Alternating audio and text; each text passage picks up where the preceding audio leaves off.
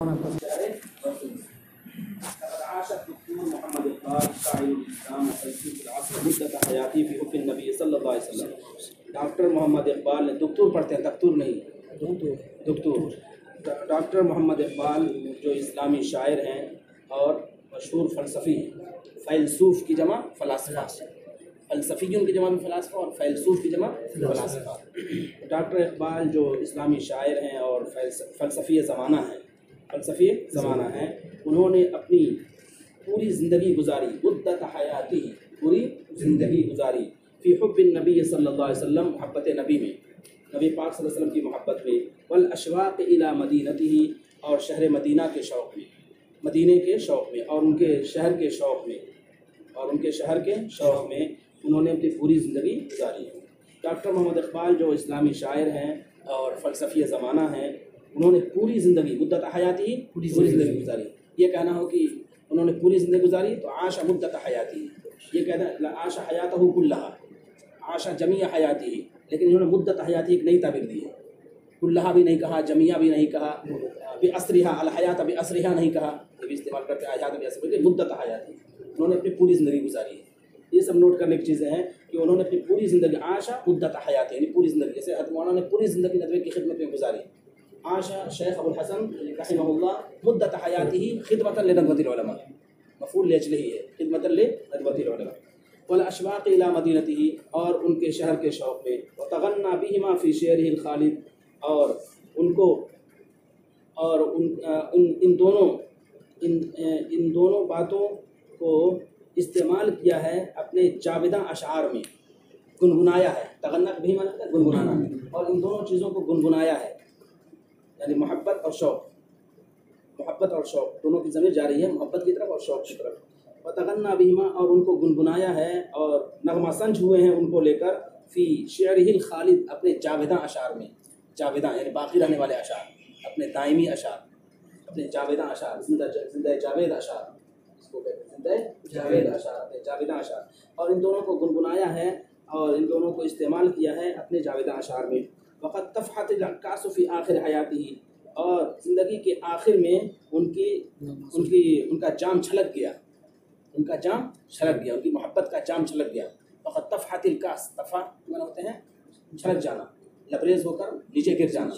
وقد طفحت الکاس، اور جام چھلک گیا، ان کا جام لبریز ہو گیا زندگی کے اخیر میں۔ فکلما ذکرت المدینہ، تو جب بھی مدینے کا ذکر آتا، فاضت عیناہ، آنکھیں ان کی بہہ پڑتی، کلما ذکرت المدینہ، جب بھی مدینے کا ذکر آتا، فاضت عیناہ، ان کی آنکھیں بہہ پڑتی، وانہمرت الدموع، اور آنسو رواں ہو جاتے، آنسو جاری ہو جاتے، ان کی آنکھیں اشکبار ہو جاتی اور آنسو رواں ہو جاتے۔ آنکھیں اشکبار ہونا اور آنسو رواں ہونا، یہ اس کے لیے تعبیر ہوگی۔ فاضت عینہ وانہمرت الدموع، فاضت عینہ وانہمرت الدموع، جب بھی مدینے کا ذکر آتا تو ان کے آنسو رواں ہو جاتے اور ان کی آنکھیں بہہ پڑتی۔ ولم یختر له الحج وزیارت الرسول، اور انہیں حج کرنا نصیب نہیں ہوا اور رسول پاک صلی اللہ علیہ وسلم کی زیارت بھی انہیں نصیب نہیں ہوئی، جسمہ الضعیف، ان کے ناتواں جسم کی وجہ سے، الذی کان من زمان یعانی الامراض والاسقام، جس جسم میں ایک زمانے سے امراض و بیماریوں کا وہ سامنا کر رہے تھے، جس جسم میں وہ ایک زمانے سے، من زمانی، جس جسم میں وہ ایک زمانے سے بیماریوں کا اور امراض کا، زخم کی جمع اسقام، مرض کی جمع امراض، آنا یعانی مطلب سامنا کرنا، جس جسم کے اندر ایک زمانے سے بیماریوں کا اور امراض کا سامنا کر رہے تھے۔ ولکنہ رحل الی الحجاز، لیکن تمام لوگوں نے انہوں نے حجاز کا سفر کیا، بخیالہ القوی، اپنے طاقتور خیال کے ذریعے سے، یعنی خیالی سفر جو ہو سکتا ہے انہوں نے کیا، اور کیا سفر کیا کہ محمد سے وفاتوں نے تو ہم تیرے ہیں، یہ جہاں کیا چیز لوح قلم تیرے ہیں۔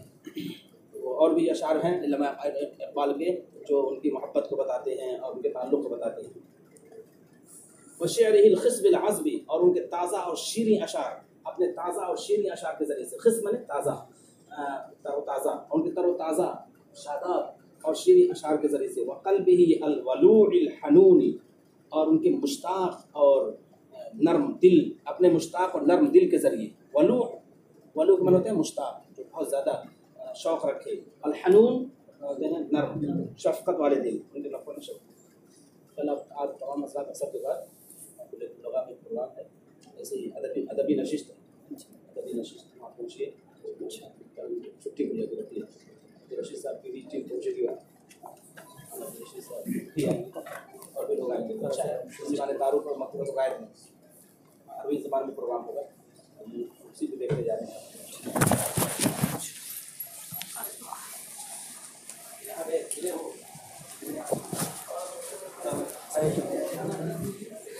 حجاز کیا ہے؟ حجاز کیا ہے؟ حجاز حجاز دوسرے حجاز دیکھو